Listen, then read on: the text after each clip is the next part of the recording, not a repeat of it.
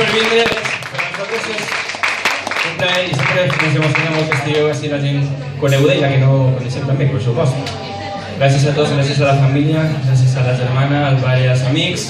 Gràcies a David per vindre, moltes gràcies. Moltes gràcies a tots per vindre, gràcies a Lucas, a Begoña. Gràcies a tots, gràcies, de veres. Si se m'oblida algú és que estem un poc nerviosos sempre així i gràcies, que se m'oblida. Moltes gràcies.